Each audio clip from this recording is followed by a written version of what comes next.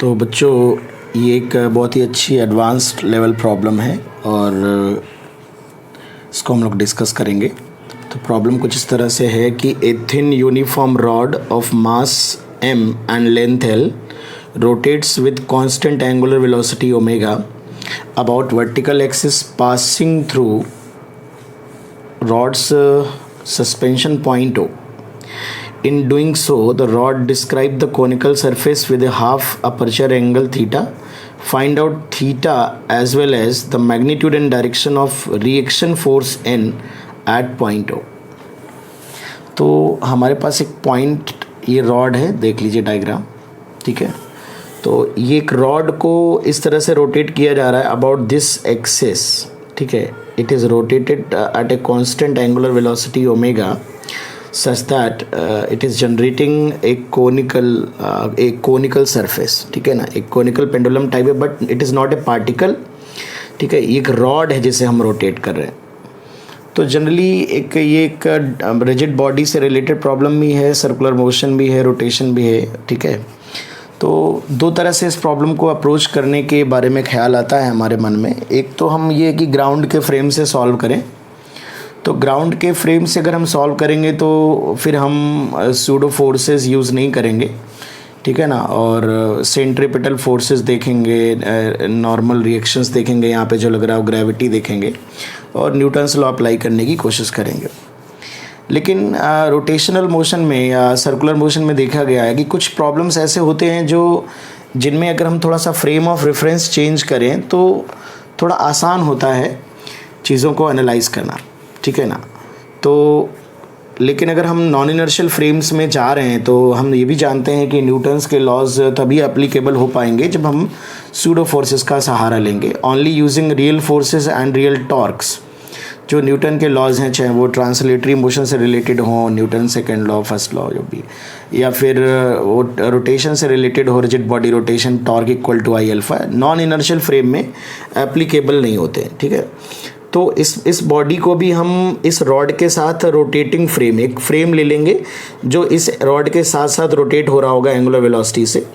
तो with respect to frame of reference of rod के frame of reference में जो रॉड के साथ रोटेट हो रहा होगा उसके फ्रेम से अगर देखेंगे तो रॉड हमारी रेस्ट पे नज़र आएगी।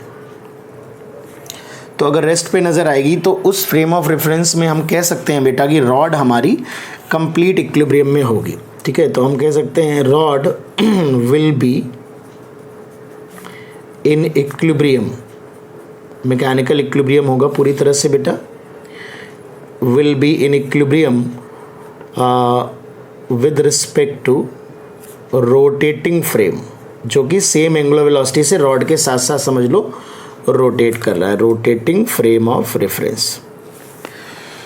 तो चलिए सबसे पहले थीटा निकालने की कोशिश करते हैं। तो अब हम इस रॉड का फ्री बॉडी डायग्राम बनाने जा रहे हैं कि रोटेटिंग फ्रेम में फ्री बॉडी डायग्राम कैसे बनेगा। तो एक तो उसका वेट लगेगा, ठीक है, ये वेट लगेगा mg।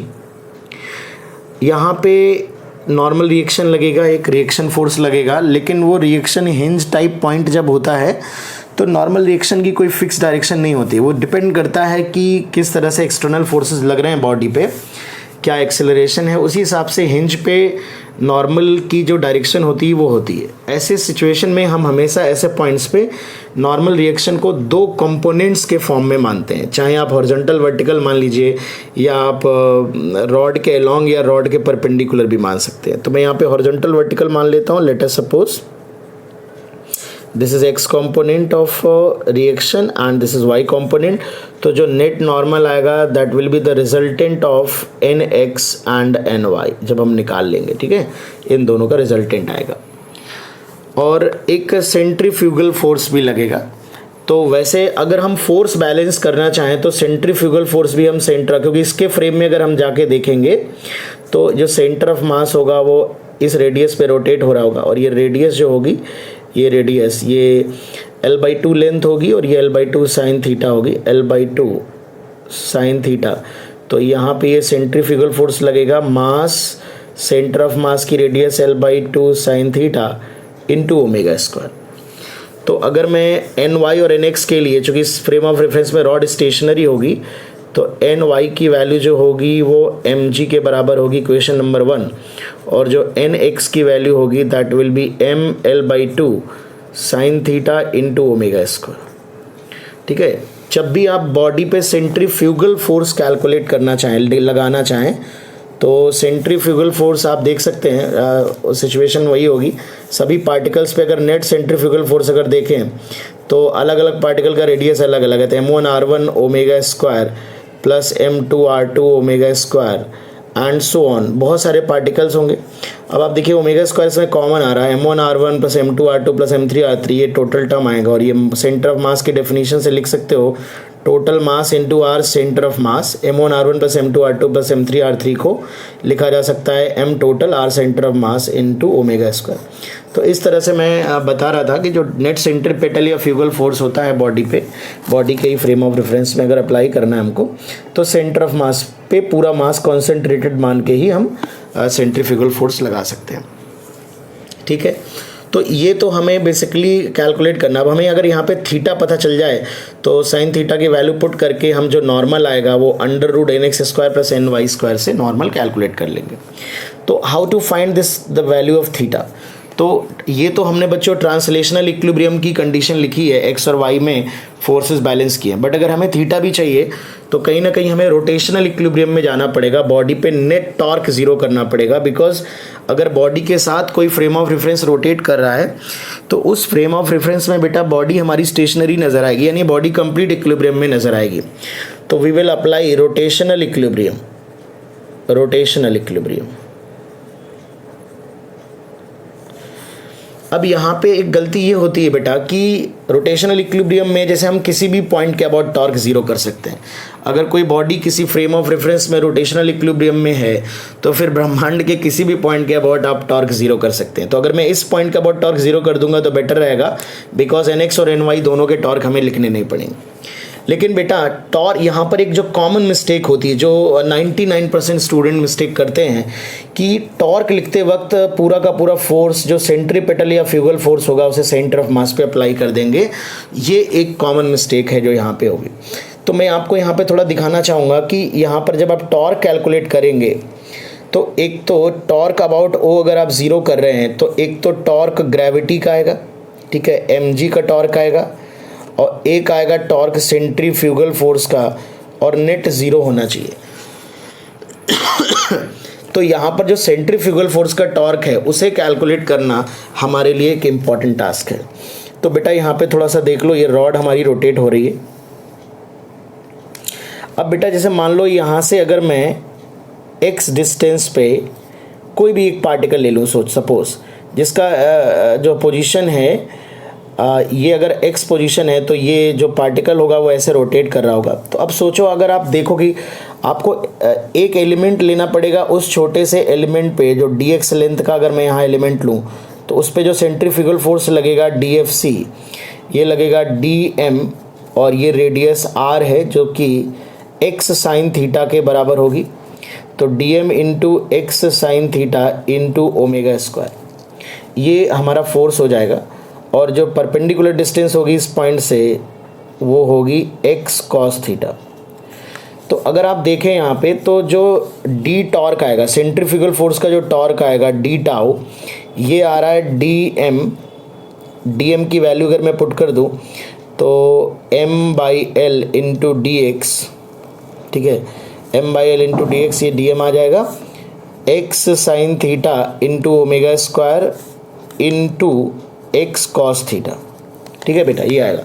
अब अगर आप देखो ध्यान से तो इसमें जो dm इंटू एक्स स्क्वायर आ रहा है, अगर आप सम करेंगे बहुत सारे एलिमेंट्स का टॉर्क का सम करेंगे तो m/l sign theta cos theta common आएगा ओमेगा स्क्वायर, या अगर m/l इंटू डी एक्स को चलो मैं dm ले लेता हूँ, या कोई पार्टिकल टाइप मान लेता हूँ, suppose this mass is m1, तो m1 यहाँ पे x स्क्वायर आएगा। नेक्स्ट पार्टिकल यहाँ होगा उसके लिए x अलग होगा, तो प्लस m2 x स्क्वायर आएगा, प्लस m3 x स्क्वायर आएगा, प्लस m4 x स्क्वायर आएगा। तो ये m1 x1 plus m2 x2 plus m3 x3 type नहीं होगा। यहाँ पे सेंटर ऑफ मास की डेफिनेशन एप्लीकेबल नहीं है।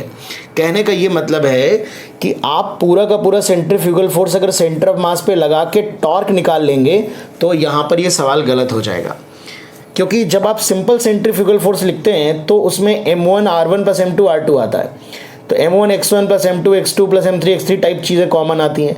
बट यहाँ पर क्या है कि सेंट्रीफ्यूगल फोर्स में dm इंटू एक्स एक आ रहा है, पर टॉर्क लिखते वक्त एक एक्स कॉस थीटा से मल्टीप्लाई होने पे ये एक्स स्क्वायर हो जा रहा है, तो फिर वो dm x या m1 x1 square plus m2 x2 square plus m3 x3 square इस तरह का टर्म बनेगा, बाकी चीज़ें कॉमन होंगी। तो आप देखेंगे कि सेंटर ऑफ मास की डेफिनेशन वहाँ पे एप्लीकेबल नहीं होगी।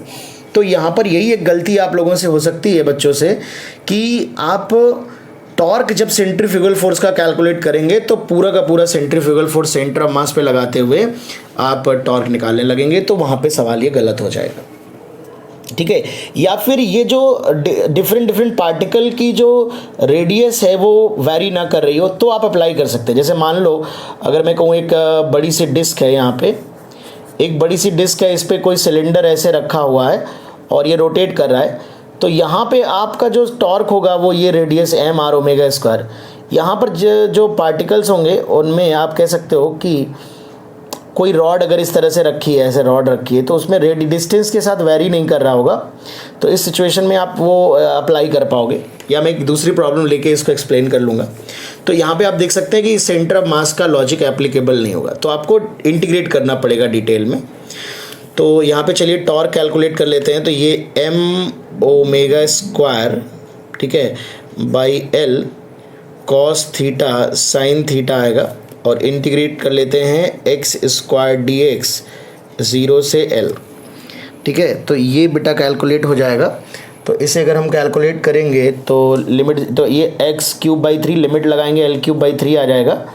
तो ये m omega square cos theta sine theta और ऊपर l रहेगा, नीचे से l कट जाएगा, l स्क्वायर रहेगा डिवाइड बाई 3।